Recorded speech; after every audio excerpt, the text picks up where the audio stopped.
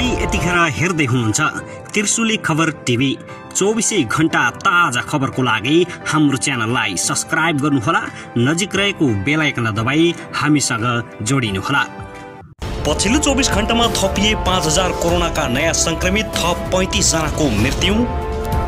निषेधाज्ञा भए पनि पेट्रोल पम्प बन्द नहुने सरकारको निर्णय। कोरोना संक्रमणका बिरामी बढ्दै जाँदा अस्पतालमा स्रोत साधनको अभाव हुँदै। कोरोनाका कारण रोकिएका परीक्षा अनलाइनबाट लिन अनेरा सहयोग क्रान्तिकारीको माग, सरकार रमिते बनेको आरोप। आज निषेधाज्ञाको पहिलो दिन, निषेधाज्ञा उल्लङ्घन गर्ने 1500 भन्दा बढी सवारी साधन समातिए। कोरोना संक्रमण र मृत्युदर दिन प्रतिदिन बढ्दै गएपछि सरकारले गर्यो यति ठुलो घोषणा। आन्तरिक उडान र अन्तर्राष्ट्रिय हवाई उडान पनि बन्द हुँदै। अब लकडाउनलाई उल्लङ्घन गरे 6 महिनासम्म जेल हुने सरकारको चेतावनी।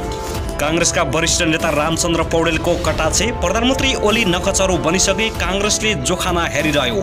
प्रधानमन्त्री ओलीमा व्यक्तिवाद र दम्भ हावी भयो, माधव कुमार नेपाल। र साँझपख सरकारले गर्यो यति ठुलो घोषणा। मृत्युदर र संक्रमण दर ह्वात्तै बढेको भन्दै देशभर लकडाउन गर्न निर्देशन। अब हेर्नुहोस् पुरा समाचार।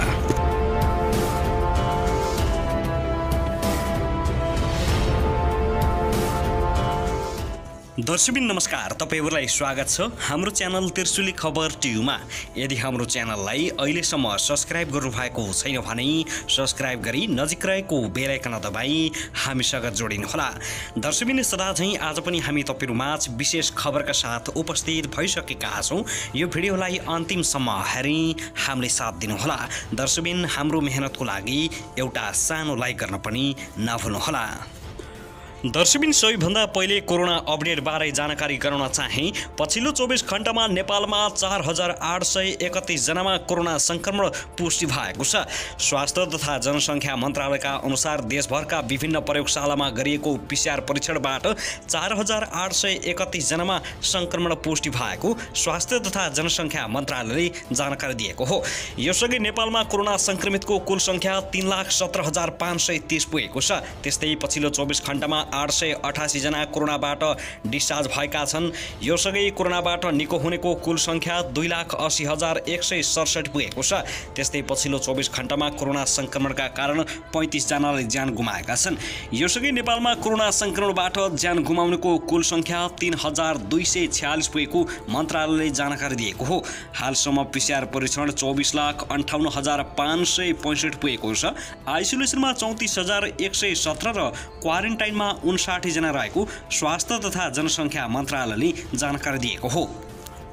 दर्शकबिन त्यसैगरी कोरोना संक्रमणका कारण थापाथली स्थित नर्विक अन्तर्राष्ट्रिय अस्पतालमा उपचाररत पूर्व रानी कोमल शाहको स्वास्थ्य अवस्था गम्भीर भएपछि उनलाई आइसियुमा सारिएको छ। शाहको शरीरमा अक्सिजनको मात्रा निकै कम देखिएपछि आइसियुमा सारिएको अस्पताल प्रशासनले जनाएको छ। बिहीबार विज्ञप्ति सार्वजनिक गर्दै अस्पतालले श्वास प्रश्वासको समस्या देखिएको र अक्सिजनको समेत कमी देखिएपछि आइसियुमा सारिएको जनाएको हो। अहिले उनलाई हाई फ्लो अक्सिजनको सपोर्टमा राखिएको छ। बाँकी स्वास्थ्य समस्या देखिएको छैन, विज्ञप्तिमा उल्लेख गरिएको छ। अस्पताल उच्च स्रोतका अनुसार पूर्व रानी शाहलाई अस्पताल पुर्याएदेखि नै अक्सिजनको कमीका कारण धेरै मात्रामा अक्सिजन दिएर राखिएको थियो। अहिले भने हाई फ्लो अक्सिजनको आवश्यकता परेका कारण आइसियुमा सारिएको हो। उनको अवस्था निकै गम्भीर छ। यस्तै अवस्था रहे कुनै पनि समय भेन्टिलेटरमा राख्नुपर्ने हुन्छ, स्रोतले भनेको छ। पूर्व राजालाई भने अहिले सामान्य अक्सिजन सपोर्ट मात्रै चाहिएको छ। अस्पतालमै उपचाररत पूर्व राजा ज्ञानेन्द्र शाहको अवस्था भने सामान्य र स्थिर रहेको विज्ञप्तिमा उल्लेख गरिएको छ। उनी पनि हाल अक्सिजनकै सामान्य सपोर्टमा रहेको विज्ञप्तिमा लेखिएको छ। पूर्व अधिराज कुमारी पेरेडाको अवस्था भने सामान्य भएकाले अक्सिजनको सपोर्ट दिनु नपरेको बताइएको छ। दर्शकबिन त्यसैगरी कोरोना महामारीका कारण देशका विभिन्न जिल्लामा गरिएको निषेधाज्ञा तोड्ने 1500 बढी सवारी साधन समातिएका छन्। निषेधाज्ञाको उल्लङ्घन गर्दै सडकमा निस्किएका ती सवारी साधन समातिएका हुन्। बिहानैदेखि दिउँसो 1 बजेसम्म 1500 बढी सवारी साधनलाई प्रहरीले आफ्नो नियन्त्रणमा लिएको महानगरीय ट्राफिक प्रहरी परिसरका प्रवक्ता कृष्ण अधिकारीले जानकारी दिएका हुन्। 1100 भन्दा बढी 2 पाङ्ग्रे तथा 300 भन्दा बढी 4 पाङ्ग्रे सवारी साधनहरूले निषेधाज्ञा उल्लङ्घन गरेको प्रवक्ता अधिकारीले बताएका छन्। उनले उपत्यकाका 81 ठाउँमा कडा चेकजाँच भइरहेको पनि बताएका छन्। साथै महामारीको समयमा अत्यावश्यक बाहेक घरबाट बाहिर ननिस्कन उनले अनुरोध समेत गरेका छन्। आजदेखि काठमाडौँ उपत्यका लगायत विभिन्न जिल्लामा निषेधाज्ञा लागू गरिएको छ। केही सवारी साधन नियन्त्रणमा लिनुका बावजुद उपत्यकामा निषेधाज्ञाको प्रभाव परेको देखिएको छ। सार्वजनिक यातायात, पसल, स्कुल, कलेज, व्यवसाय पूर्ण रूपमा ठप्प भएका छन्। निषेधाज्ञामा अत्यावश्यक सेवा भने खुला गरिएको छ।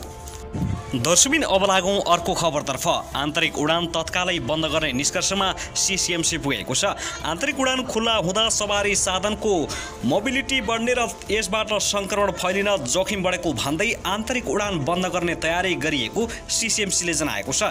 काठमाडौँ उपत्यकामा बुधबारदेखि निषेधाज्ञा जारी भएसँगै सिसिएमसी सचिवालयले त्रिभुवन अन्तर्राष्ट्रिय विमानस्थलमा अनुगमन गरेको थियो। अनुगमनले आन्तरिक उडान सञ्चालन राखिराख्दा जोखिम बढ्ने देखेपछि यस्तो निष्कर्षमा पुगेको हो। विमानस्थलमा भिडभाड देखेपछि आन्तरिक उडान तत्काल बन्द गर्नुपर्ने निष्कर्षमा पुगेको सिसिएमसीका एक सदस्यले जानकारी दिएका हुन्। सरकारले काठमाडौँ कोरोना संक्रमण रोकथामका लागि काठमाडौँ उपत्यकामा निषेधाज्ञाको घोषणा गरे पनि आन्तरिक र बाह्य हवाई उडान यथावत नै राख्ने निर्णय गरेको छ। हवाई उडान बन्द नहुँदा विमानस्थलमा उत्तिकै भिड लागेको छ। पछिल्लो समयमा दिन प्रतिदिन कोरोना संक्रमण बढ्दै गएपछि सरकारले अब अन्तर्राष्ट्रिय हवाई उडान पनि बन्द गर्ने संकेत गरेको छ। वैदेशिक रोजगारमा गएका नेपालीहरू कोरोना संक्रमणका कारण अल्पत्र परिसकेपछि नेपाल भित्रिनेको संख्या बढ्दो भएको भन्दै सरकारले अन्तर्राष्ट्रिय हवाई उडान पनि बन्द गर्ने निष्कर्ष निकाल्न थालेको हो। त्यसैगरी यता भने नेपाली कांग्रेसका वरिष्ठ नेता रामचन्द्र पौडेलले प्रतिनिधि सभा विघटनको कदमलाई सर्वोच्च अदालतले खारेज गरिदिएपछि पनि प्रधानमन्त्री केपी शर्मा ओलीले नैतिकता भुलेर सरकारमा बसिरहेको गुनासो गरेका छन्। बिहिबार न्युज एजेन्सी नेपालसँग कुरा गर्दै उनले यस्तो बताएका हुन्। पौडेलले नेपालमा अहिले लोकतन्त्रमाथि गम्भीर खेलवाड भइरहेको पनि आरोप लगाएका छन्। नेपालमा सबैभन्दा ठूलो चिन्ता लोकतन्त्रमाथि यत्रो खेलवाड भइरहेको छ। सत्ता हत्याएपछि, सत्तामा पुगेपछि चाहे त्यो पार्टीको सत्ता होस् चाहे त्यो राज्यको सत्ता, जब सत्तामा पुग्छन् अनि त्यहाँ बसेर अन्धधुन्ध कमिसनको खेल चल्छ। उनले भने अरबौका खेलहरू हुन्छन्। जसरी पनि आफू सत्तामा टिकिरहने, जसरी पनि सत्तालाई आफ्नो ग्रिपबाट उम्कन नदिने र लोकतान्त्रिक मूल्य, मान्यता र नैतिकता भन्ने कुरा केही पनि नराख्ने काम भएका छन्। पौडेलले प्रधानमन्त्री ओलीलाई नखचरको संज्ञा दिएका छन्। प्रधानमन्त्रीले गरेको प्रतिनिधि सभालाई जब अदालतले फर्काइदियो 1 मिनेट पनि बस्नुहुन्थेन। उनले तुरुन्तै राजीनामा गर्नुपर्थ्यो। उल्टो उनी नकचरो भएर के भनिरहेका छन्। पौडेलले भने यो संसदको के काम, यो त विकृति ल्याउँछ। विकृति कसले ल्याइरहेको छ? विकृति त अहिले सत्तामा रहेका मोटीभर केही नेताहरूले ल्याएका छन्। चाहे पार्टी सत्ता होस् चाहे केन्द्रीय सत्ता होस्, सरकारको राज्य संस्था होस्, तिनीहरूले देशमा विकृति ल्याएको उनले बताएका छन्। पौडेलले चुनावमा जानुपर्छ भन्नेले गण्डकी प्रदेशमा रमिता देखाएको पनि बताएका छन्। चुनावमा जानुपर्छ, यो संसद काम छैन भन्ने प्रधानमन्त्री ओलीले पोखरामा के गर्दैछन्, लुम्बिनी प्रदेशमा के गरे, लुम्बिनीमा के गर्दैछन्, यहाँ केन्द्रमा के गर्दैछन्, अप्राकृतिक गठबन्धन गर्दैछन्। पौडेलले थपे लोकतन्त्र भनेको मर्यादापूर्ण व्यवस्था हो, जीवन पद्धति हो, तर त्यता वास्तै छैन। मूल्य मान्यताप्रति वास्तै छैन। देश र जनतामा के असर पर्छ भन्ने वास्तै छैन। आम जनतामा राजनीति र व्यवस्थाप्रति नै विस्तृष्णा फैलाउने काम नेताहरूले गरिरहेका छन्। त्यसो भएकाले हाम्रो पार्टीबाट पनि देशको राज्य सत्ताभित्र अहिले जुन खेलहरू भइरहेको छ यसले चिन्तित बनाएको छ। दर्शकबिन अब लागौँ अर्को खबरतर्फ। मौसममा आएको परिवर्तनसँगै काठमाडौँ उपत्यका सहित आसपासका पहाडी भेगमा अहिले मेगा गर्जन सहित पानी परिरहेको छ। बिहिबार बिहान खुलेको मौसम मध्याह्नपछि बदली हुँदै गएकोमा दिउँसो 2 बजेपछि पानी पर्न थालेको हो। काठमाडौँ सहित देशका पहाडी भूभागका थोरै स्थान र तराईका 1-2 स्थानहरूमा मेघगर्जन चट्यान सहित पानी परिरहेको जल तथा मौसम विज्ञान विभागको मौसम पूर्वानुमान महाशाखाले जनाएको हो। पश्चिमी वायु र स्थानीय वायुको प्रभाव परेकाले राति पनि देशका पहाडी भूभागका 1-2 स्थानमा मेघगर्जन चट्यान हावाहुरी सहित दक्षिणी वर्षाको सम्भावना रहेको महाशाखाको मौसमविद मीनकुमार अर्यालले जानकारी दिएका हुन्। उनका अनुसार शुक्रबार र शनिबार पनि स्थानीय र पश्चिमी वायुका कारण अपराह्नपछि मेघगर्जन सहित पानी पर्ने अनुमान गरिएको छ।